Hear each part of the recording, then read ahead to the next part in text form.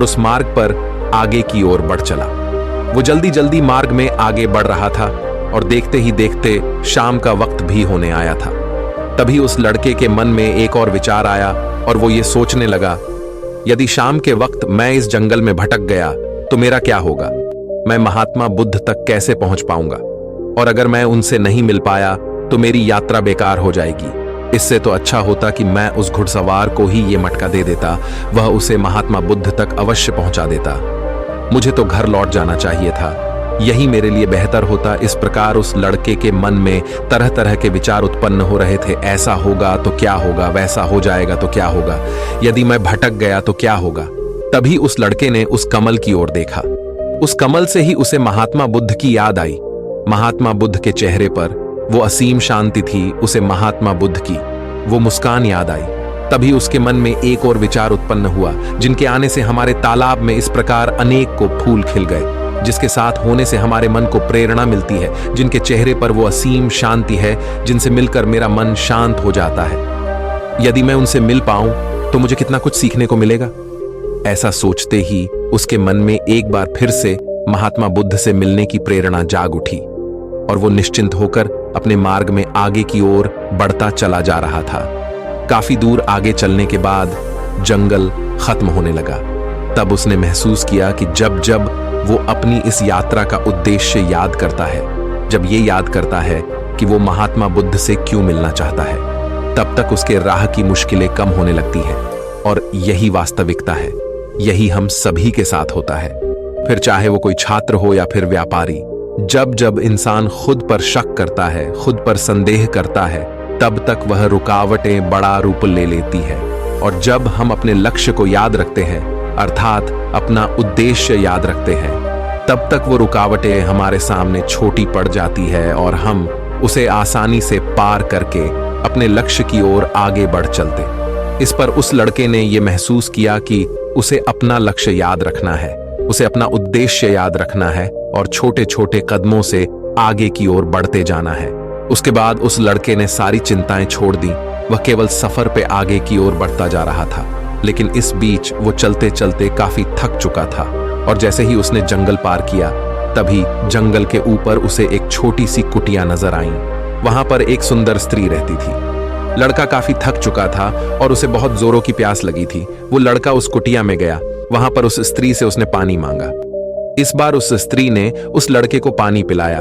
तभी वह स्त्री उस लड़के से कहती है, आखिर तुम महात्मा बुद्ध से क्यों मिलना चाहते हो? इस पर वह लड़का कहता है, मेरे मन में कुछ प्रश्न हैं और मैं उन प्रश्नों का उत्तर जानना चाहता हूं और मेरे पास केवल ये एक ही अवसर है, इसलिए मुझे उनसे मिलना ही है।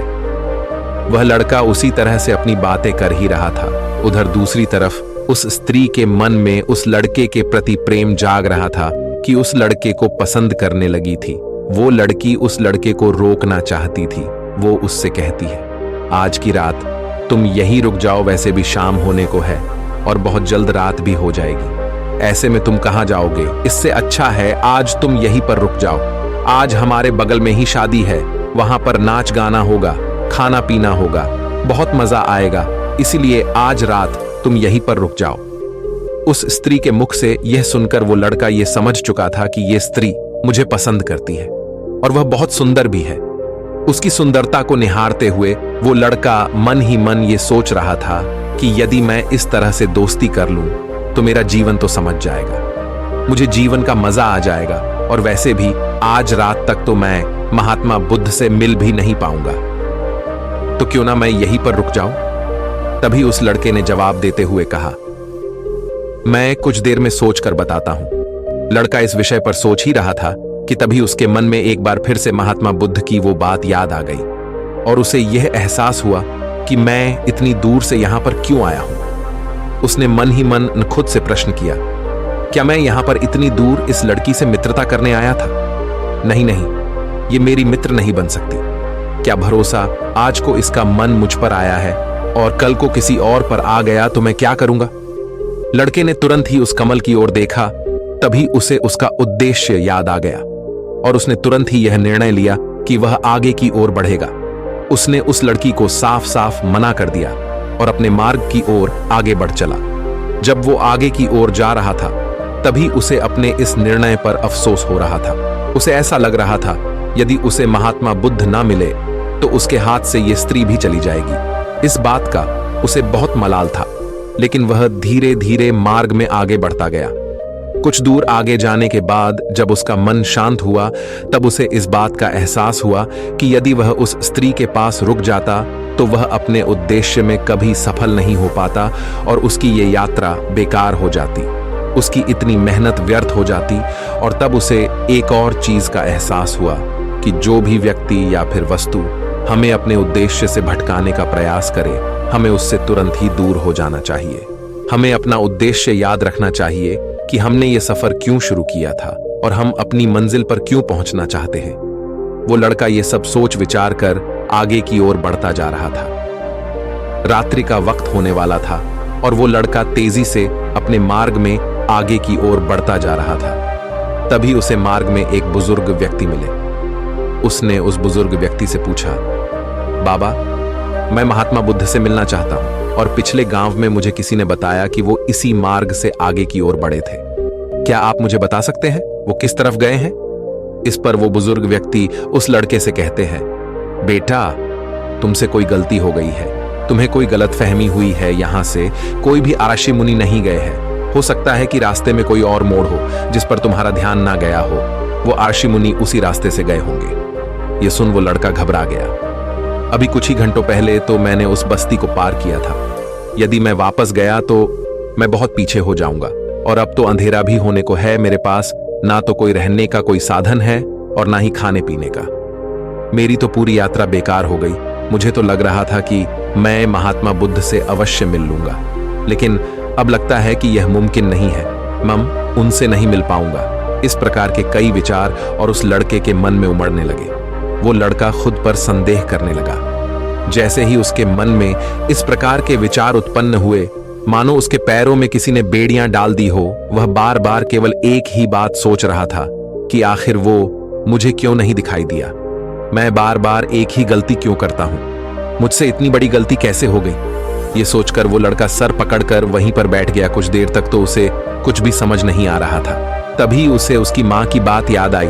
उसकी माँ ने उस लड़के से कहा था, बेटा, हर गलती में सीख छुपी होती है जो हमारे जीवन को और भी बेहतर बनाती है। ये बात उसे याद आते ही उसका मन शांत होने लगा और देखते ही देखते उसका मन पूरी तरह से शांत हो चुका था। और वो लड़का बार बार अपने मन में अब एक ही बात दोहरा रहा था कि हर गलती में सीख छुपी हुई होती है और हमें वो और बेहतर बनाने आती है।